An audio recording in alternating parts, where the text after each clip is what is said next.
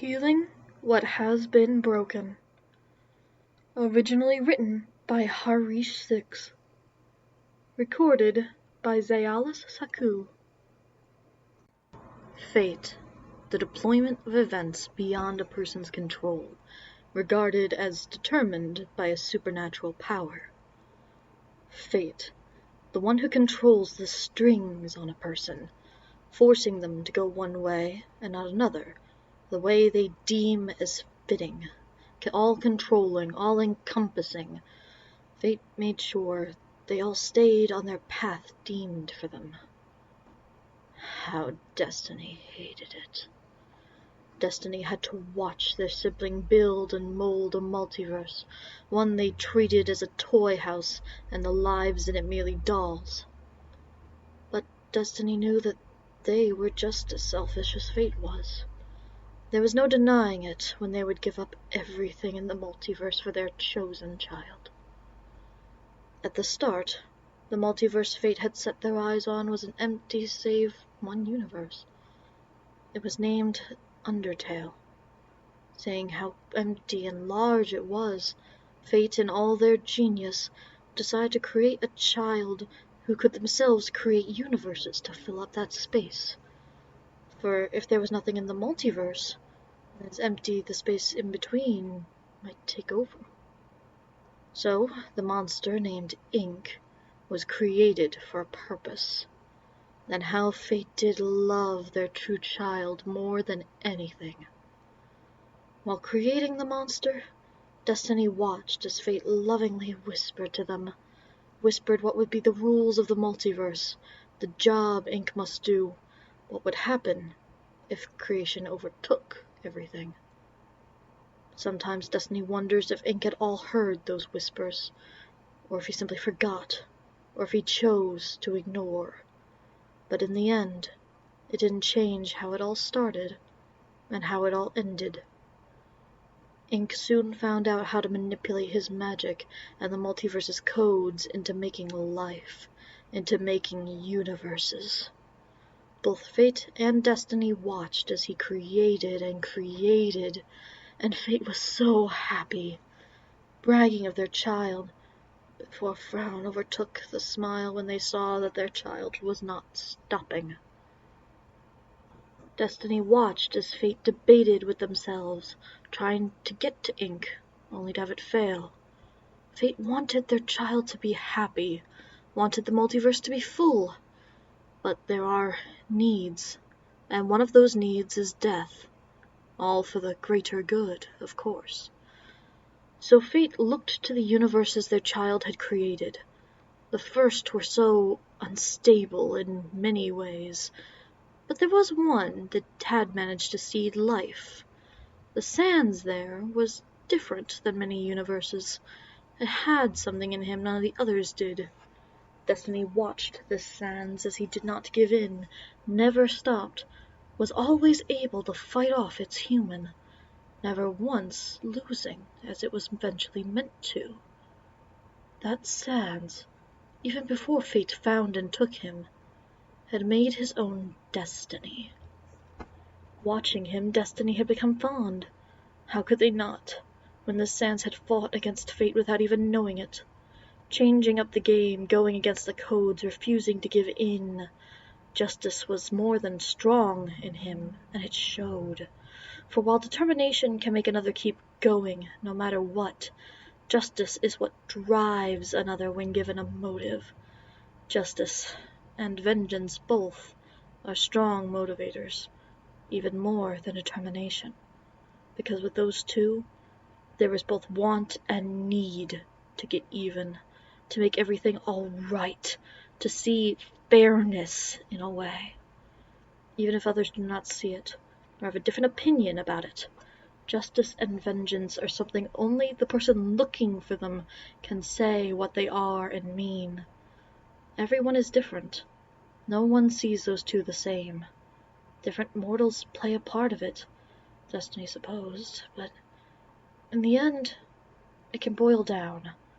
Determination can have no direction. Red souls can keep going no matter what and have no end goal in sight, sometimes making it spite. Justice always has a direction.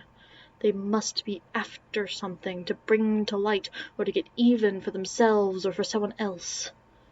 The battle between justice and vengeance against determination and spite, that was a battle that would be never-ending, unless an outside force came to end it for them.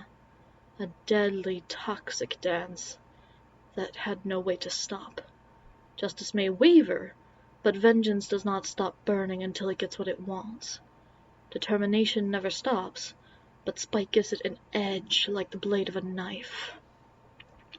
Destiny couldn't help but wonder what Ink had been thinking making this particular universe.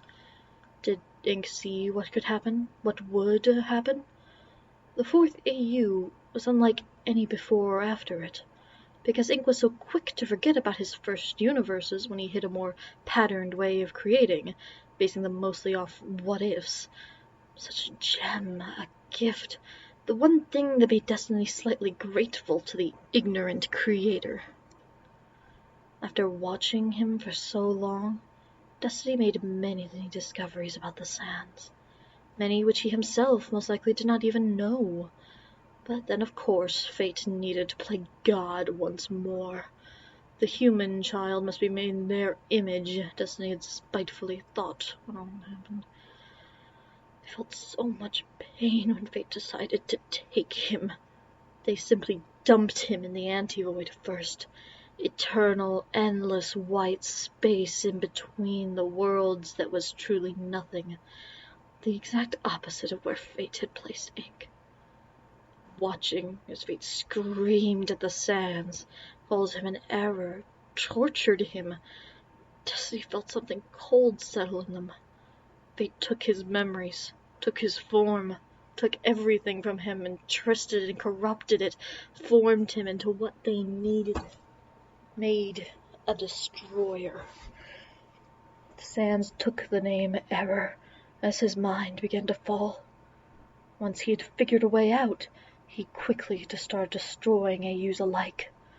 All Destiny could do was watch as fate laughed and pulled their strings, Ink convincing most of the multiverse that this error was something evil, an error fighting off the voices of his own insanity. Years passed, yet Destiny continued to watch. Eventually, Error snapped out of his mindset. He grew tired, covered in scars and injuries and multicolored glitching bone. Soon, Error tried taking his own life. He tried in so many ways, so many times. Nothing worked. Why would fate allow it? Fate needed Error, no matter what they said on the matter. The whole multiverse needed destruction because of fate and Ink's actions. Destiny frowned at their sibling being such a hypocrite. The fate, Error was not their child. But to Destiny, Error was their chosen child. Error had always fought against fate, even when he did not notice. Destiny watched and saw it all. Now the time of watching was coming to an end. Here was a chance to act. Decades of nothing, centuries perhaps, and all it brought was pain for their child. Yet with watching, Destiny could see so many paths Error could take, many with more roadblocks than others. Neither fate nor Destiny were kind. They couldn't be, they simply are. Yet even when both of them can and will have favorites. For that reason, Destiny sits and watches. They plan and wait for the right moment. Destiny weighs their shifting skinned hand. A blue, glowing butterfly landed on it, began to glow with a bright shine before it faded into nothing. With a smirk, Destiny knew that the time was nearing for less watching and more action.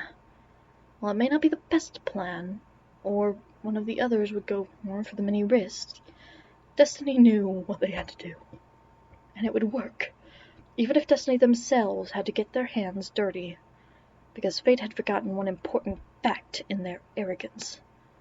They were not the only multiverse. They were not the only destiny and fate. All it would take is one moment, 1 second, and Arrow would be safe from all the pain and hatred this multiverse forced on him. But destiny was a very hard road to take. The path had to be chosen. All Destiny could do was hope that they had chosen the right path for Arrow. It would be hard, and it would be bloody, and the other people on that road he will meet will be twisted. But at the least, they will know he will not be alone.